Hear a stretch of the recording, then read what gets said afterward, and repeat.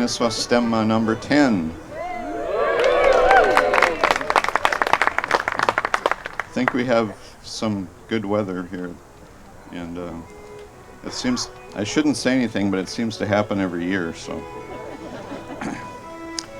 It's a special day for us, and we have some special people here today. The Nisswa Stämman is an annual cultural event that makes us feel proud of Swedish culture heritage and how it has been developed in America. In this case, we should be particularly proud of the deep cultural ties between Sweden and the United States. These ties span from the excellent government relations that we enjoy to the multitude of trade, cultural, academic and personal ties between our countries. The most important Swedish public diplomacy in the United States is not carried out at House of Sweden. It's not carried out by me. It's not, nor is it carried out by my colleagues in the embassy. It's carried out every day all over the country by you, the Swedish Americans who live and work here, who put your children through schools here, who are involved in your communities, who continue to sing, dance and play our traditional folk music. It is the image of Sweden that you share with your American friends, colleagues and neighbors that they will remember. No embassy event can match your impact on America's view of Sweden. You are the true ambassadors of Sweden. For that I salute you. This year is the 10th anniversary of the Nisswa Stämman, and the setting couldn't be better in this lovely outdoor park, surrounded by many historic buildings celebrating the midsummer. With such great initiatives as the Nisswa Stämman, our cultural ties will continue to grow in a sustainable and prosperous way. Last but not least, I would like to express my many thanks and appreciations to the people of this community, Nisswa, for preserving its heritage and celebrating it through this park and the festival.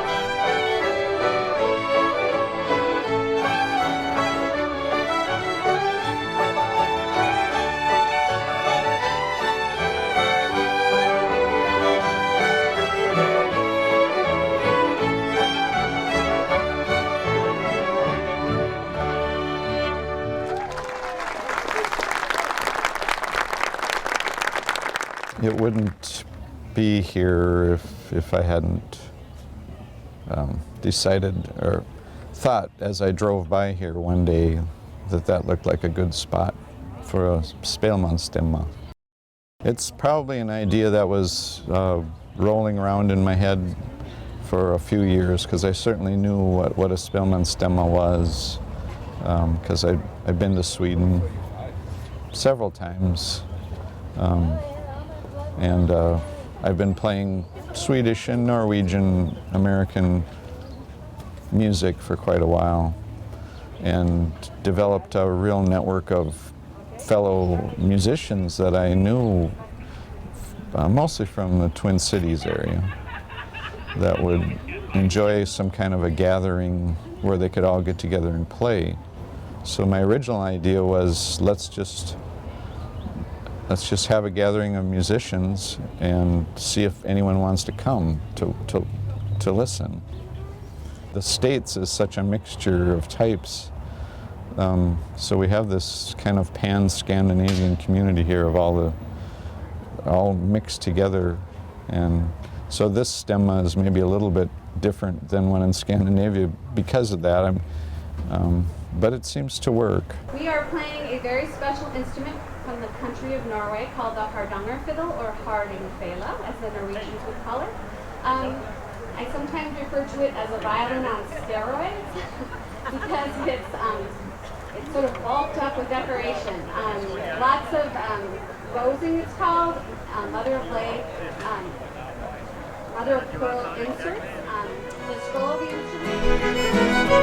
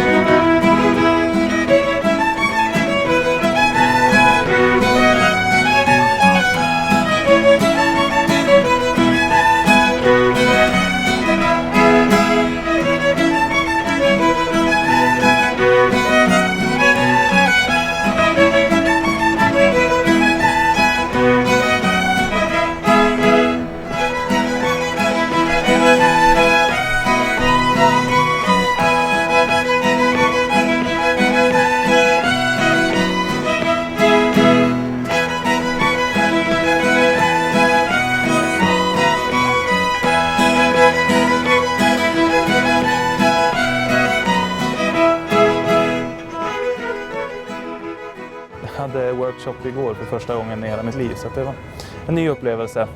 Och på engelska också då. Jag lärde ut svensk folkmusik då på dragspel till de som ville lyssna och ville lära sig det. Och det är väl inte så många som spelar svensk folkmusik på dragspel, så att de var väldigt intresserade. Och hur man kan spela då, med fioler, hur man spelar dragspel ihop med folkmusikinstrument då, för det är ett lite speciellt typ av komp när man är med sådana. Det har ju kommit över svenska spelmän ganska länge nu som har lärt ut låtar, haft workshops. Men om man säger som när man har inte samma dialekt, och det har man inte i Sverige heller i spelet liksom, även om det är lite samma låtar och sånt där emellanåt, så det är ju samma här att det skiljer lite grann på betoningar och sånt där, ganska små grejer, men visst skiljer det lite åt. Men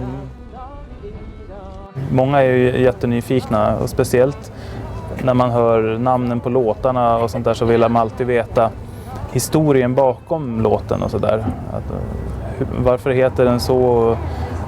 Hur kom den till och sådär? Vilket område i Sverige är den ifrån? Och då kommer det oftast att man har haft en släkting som har bott någonstans där i närheten och så det får man ofta höra med sig. Men väldigt stort och väldigt mycket intresse för folkmusiken och för låtarna tycker jag det är. För nästan mer än i Sverige. Här tar man till sig mera, man tar till sig allt man kan. Så mycket man kan också då. Så det ser man ju som på stämman idag, att det är mycket folk och de kommer gärna fram och pratar och sådär också, diskuterar om Sverige. Publiken vill gärna höra de här gamla svenska som hälsar dem där hemma och sånt förstås. Det var den första låten jag spelade på workshopen igår till exempel. Så det är en sån här kär gammal klenod som har levt kvar. Den spelas inte så mycket hemma i Sverige då däremot. Det gör den inte. Men det är musik som den förenar ju alltid. Man kan ju spela vad som helst, även med fioler, nyckelharpor och dragspel. Och det är lite kul att prova på sånt med, tycker jag. Även om det inte är riktigt folkmusik alltid. Så, och det blir lite experimentlusta, lite tjo och kim då. Folk tycker om att man kommer över och de uppskattar och lyssnar på låtar och de köper skivor och de tycker att de tar åt sig allt de kan och de är jättetrevliga och glada. Så att, nej, det är jätteroligt att komma över, för ett stort intresse just för folkmusik. Everyone plays bad notes, but it's just a question of how to hide it from the audience. We have a little...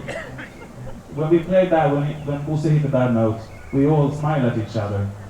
And when Kajsa hits a bad note, we smile at each other too. So if you see us smile at each other, it's because we play bad, not because we like to play together.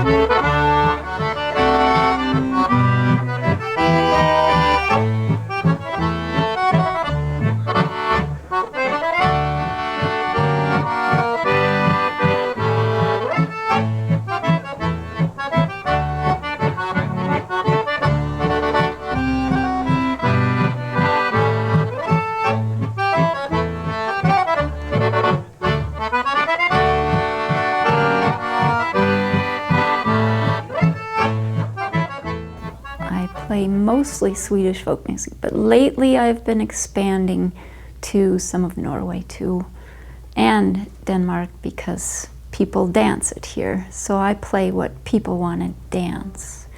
I play fiddle, Swedish fiddle, and I really love to play for dancing.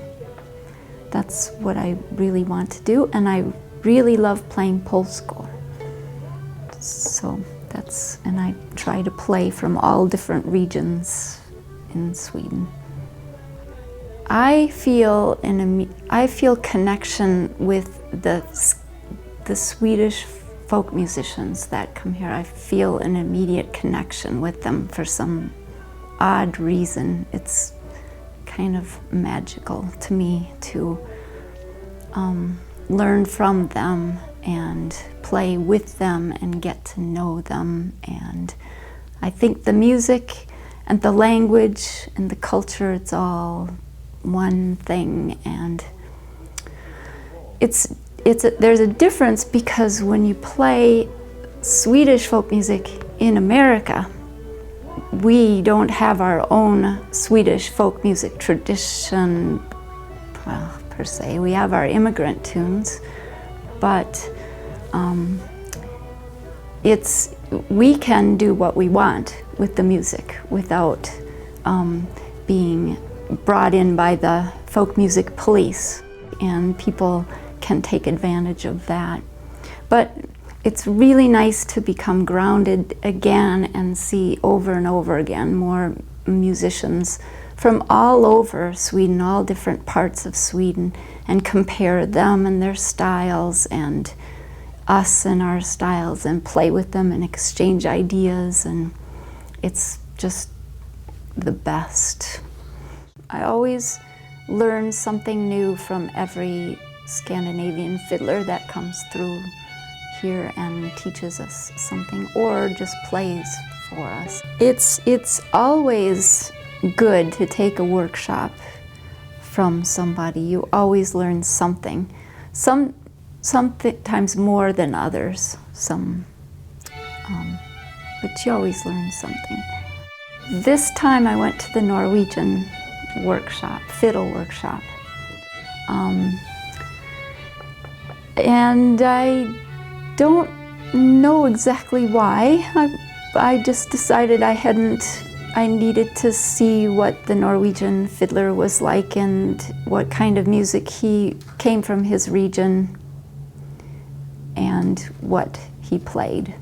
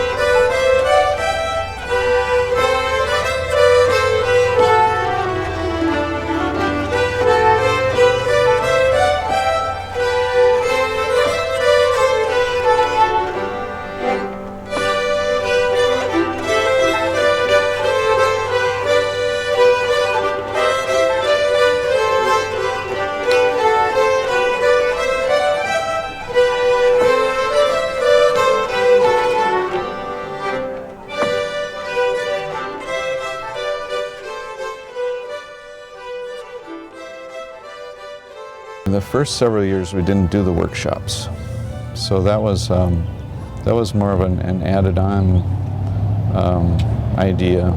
Probably happened about 5 years ago we started adding that.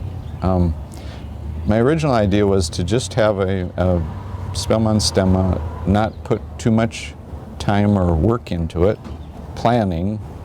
So, adding things like workshops added to the planning and stuff. So that's why at first that idea just didn't occur to me. But it was obviously a good idea because we were having lots of musicians visiting that had things to teach. It's our opportunity to be in the room with them and have them talk about their techniques, and instead of having to go to Sweden and Norway, they're coming here. I think first of all the workshops just give the local musicians here a first-hand look at tradition-bearing, players from Scandinavia, just to see them play, and that inspires them for 2 hours or 4 hours that they have to spend with them. And they teach usually the traditional way, where you teach a phrase if it's on a fiddle, and then the students will repeat that phrase, and then they link phrases together to make tunes. I think it's a really nice addition to the Stämma, and important that we do it. This year we had so many. We had, I think, 14. So we had over about 100 people signed up to take workshops. I do feel that the music, this is my opinion, that the music is a link to our heritage, and so that's probably partly why I started this, is because there are maybe lots of Swedish Americans who don't understand that, but by coming here, they might see that it's a very strong cultural link, because the language is mostly lost. I don't speak Swedish. My grandfather did. He came from Dalsland, but the music, he played the fiddle and I play the fiddle, so that's just a good feeling for me.